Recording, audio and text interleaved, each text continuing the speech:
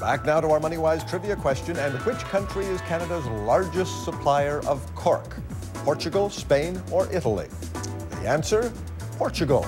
Nearly 1/3 of cork oak trees in the world are found in Portugal, resulting in harvests of nearly 1/2 of the world's cork.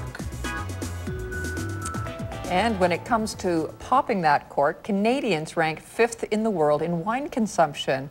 We consume almost 13 liters each every year, some of us more than others, of course. And of course, that means Canadians leave behind plenty of empty wine bottles and used corks. Well, there's a project underway to keep those corks from ending up in landfill sites. An initiative being led by Canada's Girl Guides. Laura Zilke has the story. In the province of Ontario alone, over 100 million of these tiny 3-milligram closures are popped each year. Set them from end to end, and they could find their way over 2,500 kilometers all the way from Toronto to Vancouver.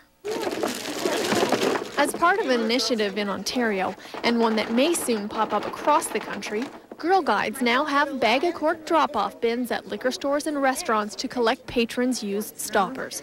In turn, they'll trade them in for a monetary reward per kilogram and open the door for more recycled cork products in Canada. It's a way of sensibilizing people, calling the attention of people to the use of cork, to the benefits of cork.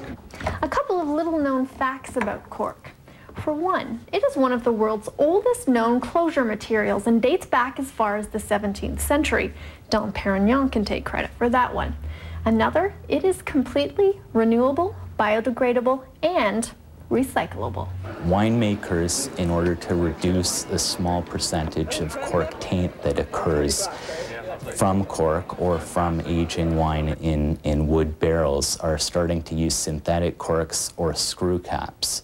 So the cork industry has now come up with alternate uses of cork.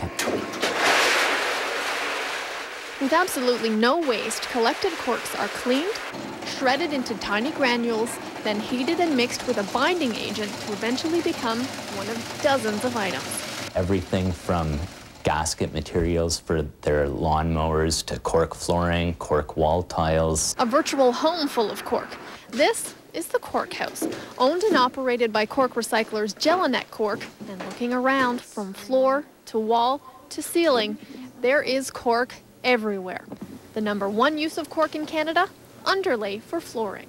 Most of the new condos that are being built in Toronto and other major cities across Canada use cork as a sound reduction membrane between floors.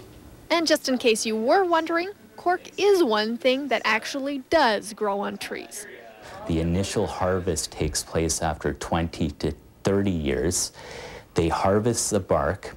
It doesn't kill the tree at all, and wine corks are punched out of that bark. And the leftovers may just end up somewhere else in your home. For Money-Wise, I'm Laura Zilke.